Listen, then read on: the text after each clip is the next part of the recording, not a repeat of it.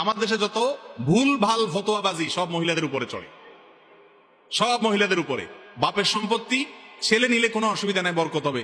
মেয়ে নিলে বলে বাপ দাদার সম্পত্তি মেয়েরা নিলে এটা সয় না, সয় না। কি মাসলা বানাইছে দেখছেন? মহিলাদের সয় না, ওনার সয়। খাওয়ার জন্য একটা মাসলা বানানিছে, আত্মসত্য করবে, মনটা দিবে না। তো আইডিয়া বাইর করছি কি নিলে সয় না। একই বাপের সম্পদ তুমি নিয়ে লাখপতি কোটিপতি হইতে পারবা, মাশাআল্লাহ, ওই বেটি নিলে তার সইবে না, তোমার সইছে কেমনে? এগুলা সব মহিলাদের বিরুদ্ধে আমাদের সমাজে প্রচলিত মিথ্যা ফতোয়া। এগুলোর সাথে কোরআন হাদিসের কোনো সম্পর্ক নাই। অতএব গোসল ফরজ হলে স্বামী হোক স্ত্রী হোক উভয়ে তাড়াতাড়ি গোসল করবে। দেরি করে করতে হলে উজু করে নিবে। আর উজু নাও করে তাতে বড় কোনো গুনাহ হবে না, কিন্তু উত্তম না, সুন্নাহর খেলাফ হলো।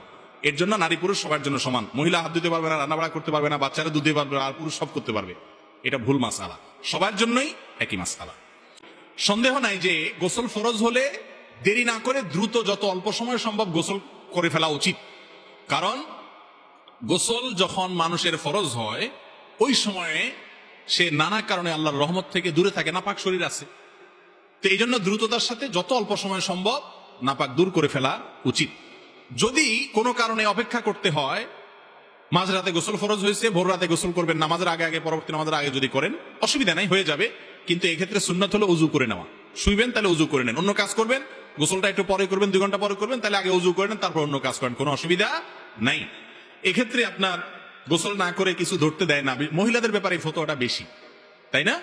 পুরুষ বেটা শুয়া নাক টানতেছে 11টা পর্যন্ত, কেউ কিছু বলে না। ওই বেচারি কিছু ধরতে গেলেই বেয়াদব খবিশ গোসল কর, গোসল না করলে সব অকল্যাণ হবে।